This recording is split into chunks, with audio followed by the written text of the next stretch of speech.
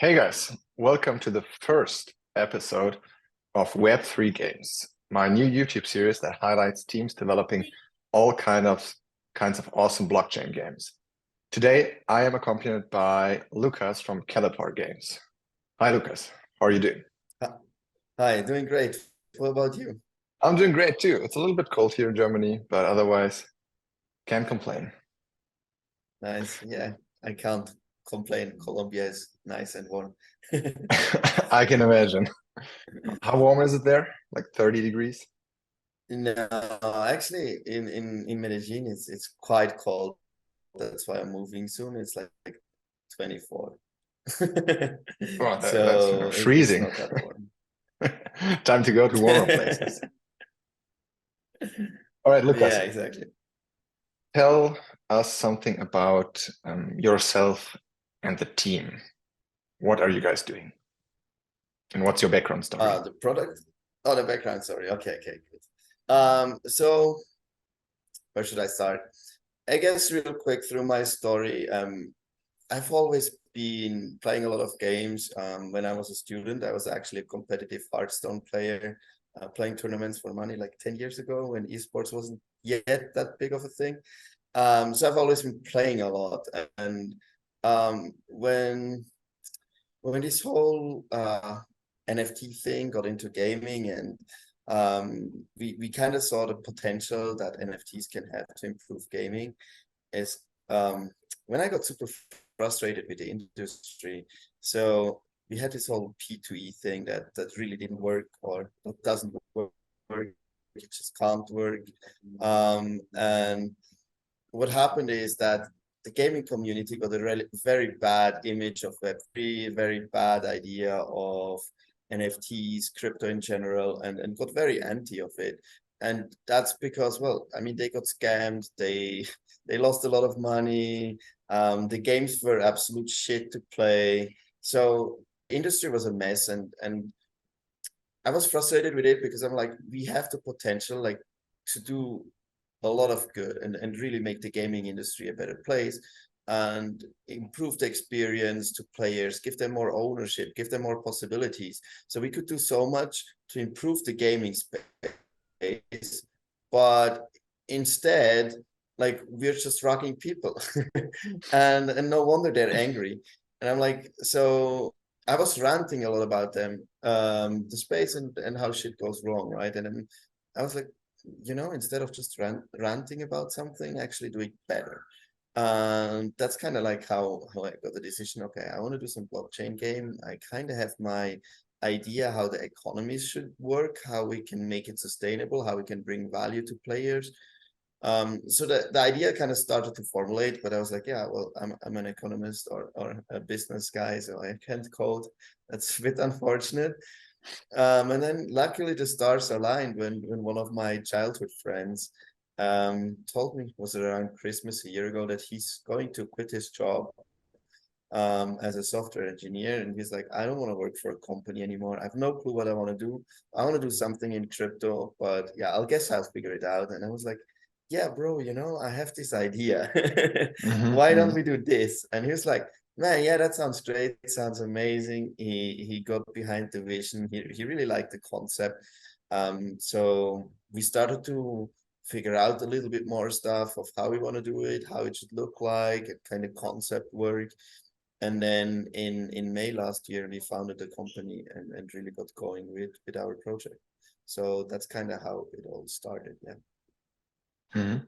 Yeah, I think that's a quite typical background story for a lot of people who ended up in this place. A lot of people, went into the space because of the money and stayed for the tech.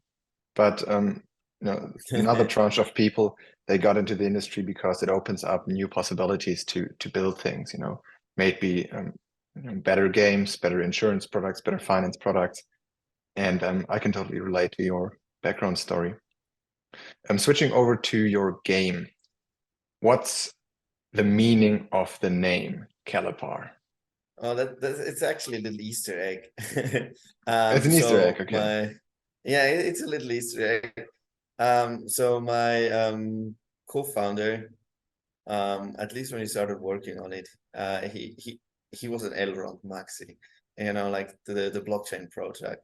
Like it Mhm. was the only coin he was holding, and he had NFTs. Poor guy. He had no Ethereum, no Bitcoin out after that, so he's holding different stuff now. But that's how he got into crypto. I don't know why he picked Elrond, by the way, but anyway. And if you look at the Elrond branding, everything is or had before they had to rebrand for obvious reasons, but everything had that Lord of the Rings topic, right? And we were considering building there as well, but then figured out it doesn't make too much sense. But when we were still like starting the project, it was like, yeah, we might end up there. So let's stick to the topic, but we didn't want to take something super famous. And I'm personally also a huge Lord of the Rings nerd, or like Tolkien nerd, like reading the book, like read all the books almost from Tolkien. So I was like diving deep into the research, and I was like, you know, our planet that we design for the game is going to be a little bit more of the desert topic. So like the Eastlands or the Southlands in Lord of the Rings would make a lot of sense. Let's take a city name there, a very unknown area. There is not a lot of, I don't even know if the name that we picked, Kelepar, is actually from Tolkien himself or if it's fan fiction. I don't know, but it's a city at the Sea of Rune. So Mhm. yeah, it's a little Lord of the Rings Easter egg. I like the background story.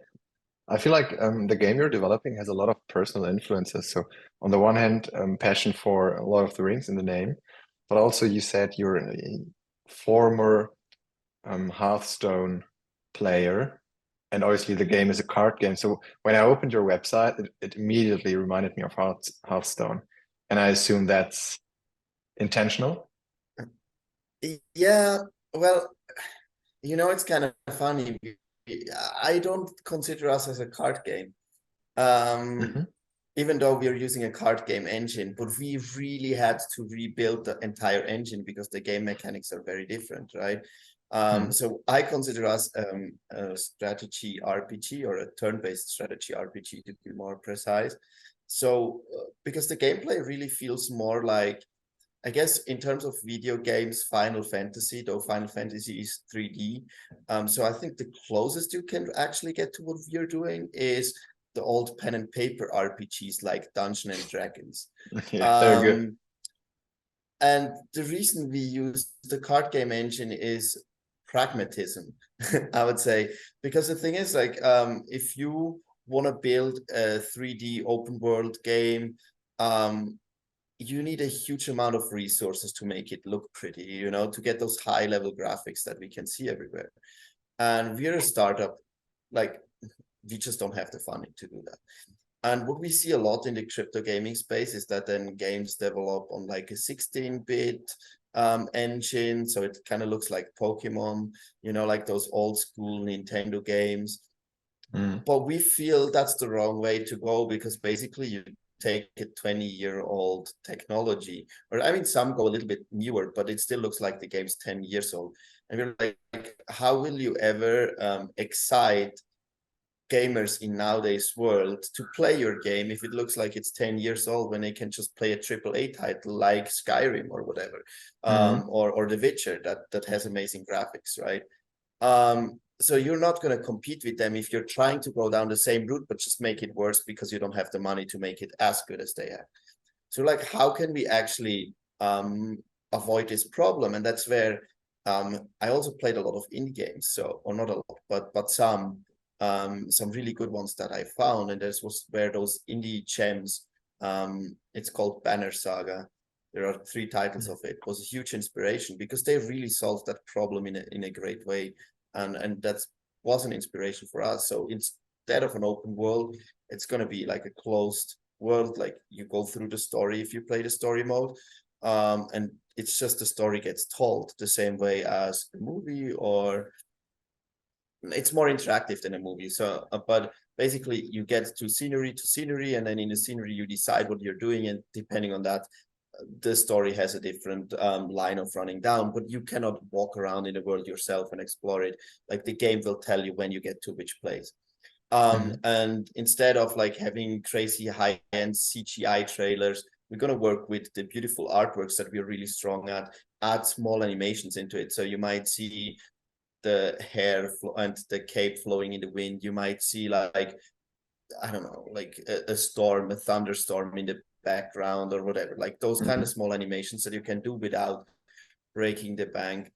And the card game engine, to go back at it, kind of goes into the same aspect of that. It's like, for a turn-based RPG, you don't need the animations because you don't need to be able to interact in real time. Well, you can't, it's turn-based, right? So you don't need the whole 3D animation thing. Then you can use a card game engine. You get exactly the same strategic value of the game. You maintain all the core gameplay features, the core gameplay experience.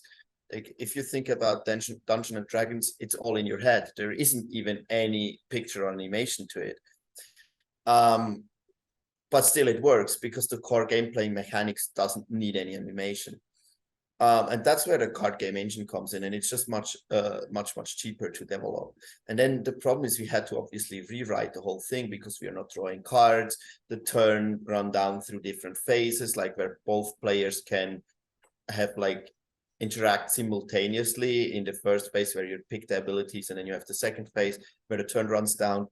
So we had to rewrite the engine a lot from scratch, but it is still the cheapest way to develop a turn-based strategy RPG without compromising anything of the core gameplay mechanics. Talking about core gameplay mechanics, can you give a quick outline of what's the game actually like? So the core gameplay mechanic that we are focused on mostly, especially at this point, is the PvP mode. PvE comes later. And in the PvP arena, basically, you play other players. You pick a team of 4 heroes. They have different classes. They have different races. And, well, also they have different rarities, which is kind of important then. So you pick your different classes, races together as make a team.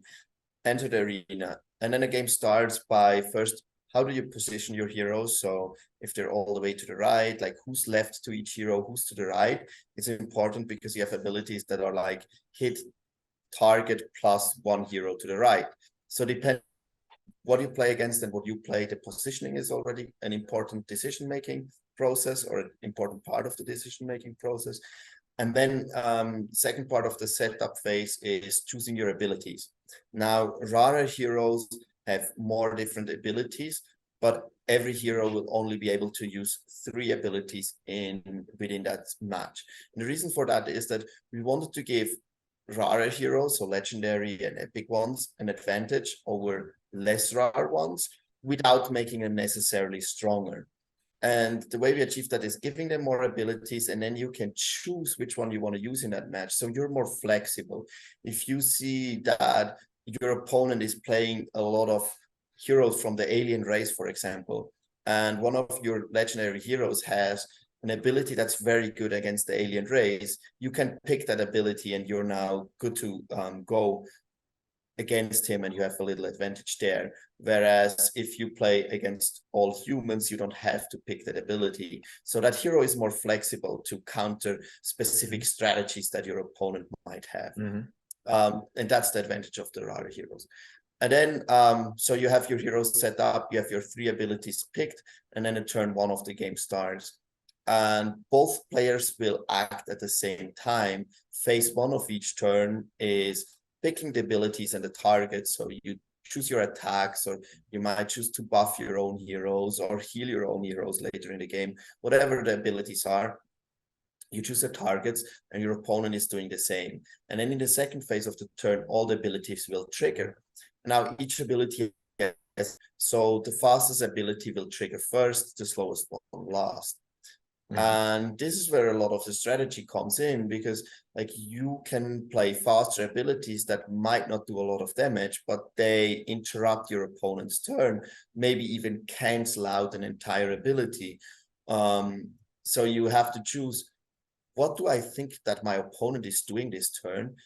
Can I afford to go with a slower ability and strike a lot of damage? Or do I have to pick a quick ability and try to cancel out what he's doing, try to interrupt his turn? What's the best way to go about this? So you need to have a deep understanding of what your opponent with his heroes can do, and also at the same time have obviously your own strategy, how you can eventually deal the damage to win the game to your opponent's heroes. So yeah, that's a little rundown of how the battles work. And then I think Yeah, we have thanks for the been talking a explanation. lot about the, yeah. And then the PvE campaign, I think I've covered well in the previous question, how that runs down once it Yeah. comes. Yeah, thanks for the explanation. I think it sounds quite interesting, especially if you add in a lot of different heroes, a big variety of different skills, and maybe even at someday some kind of equipment that gives special bonus and allows more specialization of the heroes and the formation of different strategies. So it sounds like a quite complex, so easy to play, hard to master game, where people can really get into, the hardcore gamers can get into this. I like that. That's a good quality of a game. Yeah, well, I mean, it's my background, right? I mean, in the end, Hearthstone, yeah, it's a card game, but it's a strategy game. It's all about thinking and like, how do I build my deck, and then how do I win with the cards that I get? What is the best course of action? And that's kind of the route we're taking. The one thing that Hearthstone always annoyed me was the RNG factor of it. So we have almost all we have eliminated everything that's possible. You can't get rid of all RNG because there's always like, if a hero dies, then what do the so let's say I have 3 attacks that go onto a hero, but somehow it dies after the second. What is the 3rd attack gonna hit? Well, that's kind of random, right?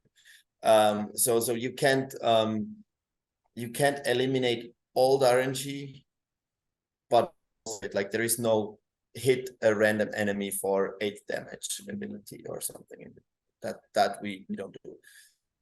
So it's all about the strategy, it's all about the thinking process, it's all about what can you do with the resources that you have at hand, and how do you use them best. And we are not having too many keywords, but each hero has different abilities. So the core mechanics shouldn't be too complex so that it's not too hard to get into the game. But yeah, as you say, master it will be super hard because you need to know all the abilities that every single hero has and how they interact with each other. So mastering the game will be super hard, but getting into it shouldn't be too hard. Now, the gaming industry is already, I think, almost 30 years old. It's multi-billion-dollar big. They're huge gaming studios. What does blockchain game offer to developers or entrepreneurs like you, but also to the gamers that makes them move away from games like Hearthstone, which are, in existence for quite a while now, to newer games that are blockchain based? So specifically, I'm asking about the differences between traditional games and blockchain-based games. Is there something new, novel concepts you can do? Well, I mean, there is the concept of ownership, obviously, right? That makes a huge difference, and I think that's where the value comes in for the players. I remember, for example, my Hearthstone account, right? It had like over 10,000 wins on that, so that's probably around 20,000 games that I played on it. I had lots of cards unlocked, or like all of them that you needed, and well, most of that just had no value, right? Like after I stopped playing the game, or I still play here and there, but a lot of the cards are outdated now. They're not in the standard set anymore, so you can't use them anymore. But they had value back then, and that value is just gone, right? And if it's blockchain based, I think that's the big differentiator here is at that moment you could sell your assets if you stop playing the game to another player, and you get some value for the time that you spent on the game. So I think that's a huge differentiator, is that you actually own the assets that you have in game, and you cannot, it's not just database entries. And then from that, I think there is a lot of concepts, how you can actually make use of that to add value to the player base, especially in terms of the player created content. So an example that I bring up often is like in Need for Speed games, right? You spend a lot of time on tuning, or some people do spend a lot of time on tuning their cars, especially visually. And well, there is no really value to that besides that they can flex it. But there is a lot of people that would love to have such a car, but they don't want to spend 3 hours putting every sticker to the right place and then spending all that time. So if those skins, those car skins that you create become NFTs, actually, like, some players can create them and sell them to other players that might want them but don't want to spend the time. So you can enable a service-based in-game economy where some players can provide services to other players. And you can implement that concept to every single game. If you think about the way it will be in our game, or the way like World of Warcraft could do it, right? Is you level up your character to level up 100, you grind all the rare equipment that you're finally able to play the PvP arena. It was countless hours to do that. That's why I never played World of Warcraft, because I didn't like that grind. But a player like me could then just experience the player versus player mode by hopping on and buying such a character off of a player that loves grinding. And then again, like, one player is doing a service, providing a service, and the other player pays for it. And the company earns their cut of it via marketplace fees. So we can create an economy in which, like, compared to Web2 games, everyone wins. And I think that's where the concept of ownership can create a huge advantage for the players. And yeah, that's the big differentiator why I think Web3 will, or Web3 games will take over, because once players understand that NFTs give them so many options, so many possibilities, they will not want to play Web2 games anymore. It's just a step of how do we get there that players actually understand what the possibilities of Web3 are. Yeah, I really like your answer. You mentioned a lot of, or raised a lot of good points. When I talk to a lot of, let's call them normies, people not in the crypto world, every guy I know, in our age, plays games. So I don't know. I know very, very few people who are not playing games. And whoever I tell them that, would you play a game where you can own all the assets, where every battle you win earns you actual money in form of crypto tokens, where you can just one day stop playing, sell all your assets, and get a lot of money out of the game? Would you play that game? And everybody's, where can I sign up? Please tell me, where can I sign up?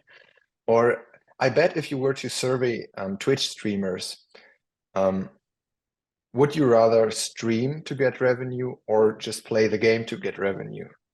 I think a lot of people would say, hey, maybe I don't want to stream, I just want to play the game. But right now, streaming is the only way to monetize gaming. I don't know, streaming is a lot of fun, because like gaming, especially like single player multiplayer games, is a very lonely thing. And streaming is like, it's like you're playing with other people. So yeah, I think streaming is a lot of fun. Like, and like maybe I formulated it myself, but yeah, I know maybe what I you're formulated it getting bad.